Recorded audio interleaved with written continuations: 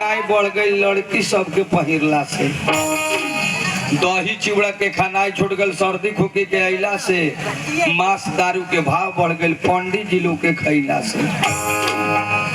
सुरती के था कब लगेला ओठ में दबैला से, सोना के था कब लगेला कसौटी पर चढ़ैला से, मर्द लोग के था कब लगेला जाड़ा के टाइम में मौगी के रुस गईला से, मौगी लोग के था कब लगेला मर्द के विदेश चल गईला से। लाए बुआए साबुन महंग हो गई, लाए बुआए साबुन महंग हो गई, डूम सबके लगायला से,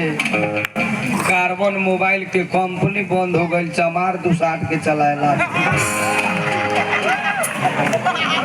हमर काम है सरकारी पिकअप के सवारी, खाएला दाल भात आलूआ के तरकारी, सुतेला भूसौली वाला गाड़ी,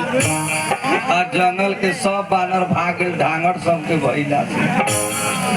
हाथा पहने पोखरा खेत के घूंगी सितुआ उड़ा गेल, थारू थरून के खायला से। कम से कम रहो लोगन हमरा उरी देखी, चांद सूरज में दाग बा, हमरा में तनको दाग नहीं।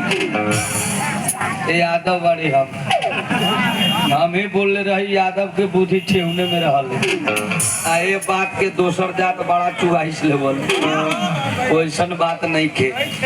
नेपाल से लेके इंडिया तक, इंडिया से लेके नेपाल तक आगा कुर्सी पर हमारे यादव बा। नेपाल में राष्ट्रपति रामवरण यादव, दिनेश लाल निरहुआ यादव, खेसारी लाल यादव, कामेश्वर यादव,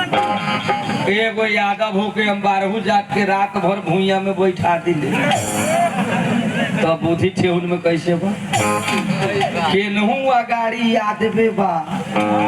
जाथा संपत्ति में यादव है, पैसा कौड़ी में यादव है, समांगी में यादव है, बेसी बेरी देखब तो दूर पर यादव है,